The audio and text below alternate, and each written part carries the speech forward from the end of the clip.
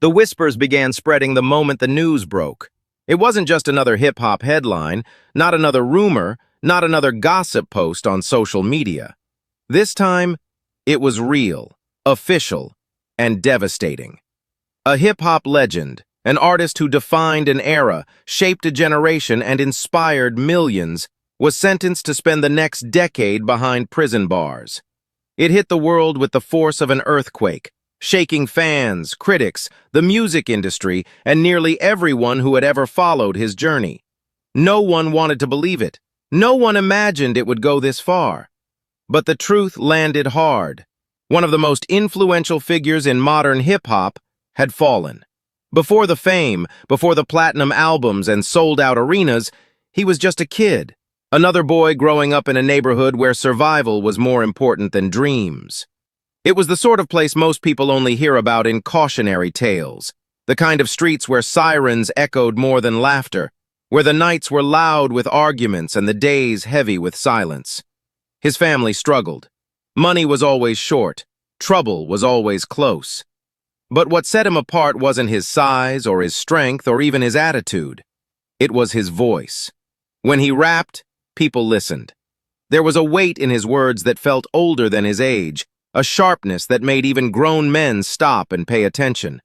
He wrote constantly, scribbling lyrics in school notebooks, recording rough tracks on borrowed equipment, staying up well past midnight even on nights when he had no reason to be awake, except that his brain refused to stop creating.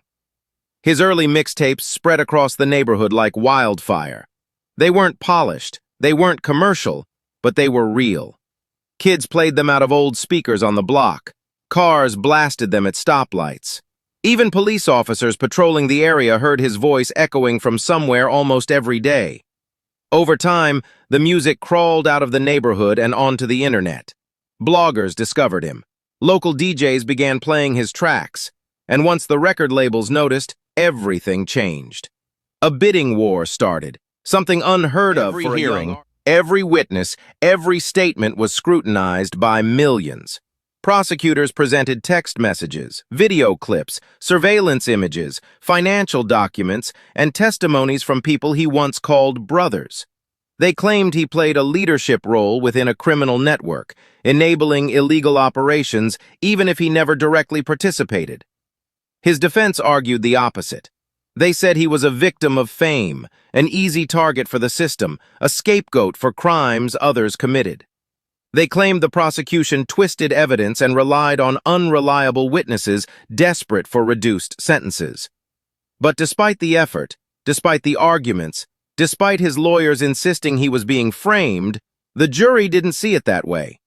19 hours after beginning deliberations, they returned with a verdict.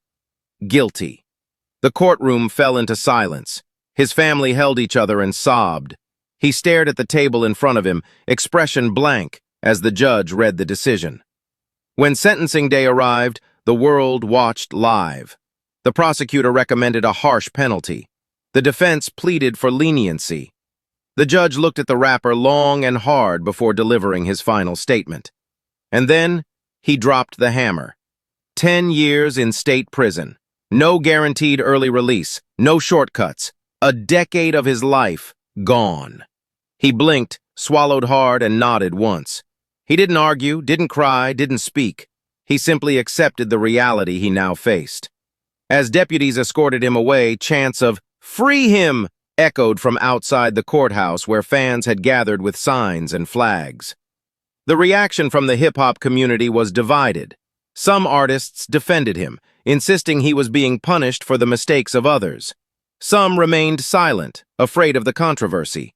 Others distanced themselves entirely. His streaming numbers skyrocketed as fans revisited his catalog. Old music videos surged back onto trending lists. Think pieces filled the internet. People debated whether the sentence was fair, whether the justice system targeted him, or whether this was the inevitable result of refusing to cut ties with dangerous people. In his hometown, murals appeared honoring him, not because he died, but because many felt that a part of hip-hop culture had been taken away. Prison was a brutal adjustment. Gone were the luxury vehicles, the tours, the private jets. Gone were the late-night studio sessions and endless creative energy.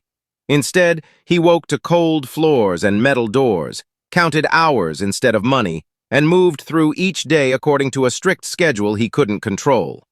But even behind bars, he found discipline. He read constantly. He exercised. He wrote pages and pages of lyrics that no one has heard yet. Some prison staff members said he kept mostly to himself, avoiding drama and focusing on improving his mind. Others said he talked often about regret, not just regret for what happened, but regret for how much he let fame cloud his judgment. His legacy, meanwhile, became complicated. Some called him a cautionary tale. Others called him a legend whose light dimmed too soon. Documentaries, podcasts, and university lectures used his story as an example of how success doesn't erase consequences. Fans argued online about whether he deserves forgiveness or whether he got exactly what he deserved. Music critics debated what his place in hip-hop history will be once a decade passes and new generations dominate the genre. And yet, despite everything, there is still a sense of hope surrounding him. A decade can change a person. A decade can break someone, or it can rebuild them. Many believe he will emerge from prison wiser, more focused, and ready to reclaim his place in hip-hop. Others believe prison will permanently detach him from the world he once ruled. But if there's one thing his journey has proven, it's that he is capable of rising from darkness. He did it once when he escaped poverty and built a global career. He might do it again when he leaves prison and steps into the free world with a new story to tell. In the end, this is a story about choices, consequences, and redemption. It is the story of a young man who rose to superstardom, lost control of the forces around him, and paid the ultimate price. But it is also the story of someone who refuses to let his narrative end with a prison sentence. His legacy is still being written, through the music he created, the fans who continue to support him, and the lessons future artists will learn from his rise and fall. A decade behind bars will change him. It will test him. It will define him in ways he never imagined. But one thing remains certain. His influence on hip-hop cannot be erased, and his voice, whether inside a cell or outside in the world, still echoes across the culture he helped shape. And one day, when the gates finally open and he steps back into the light, the world will be watching, waiting to see what a legend reborn will do next.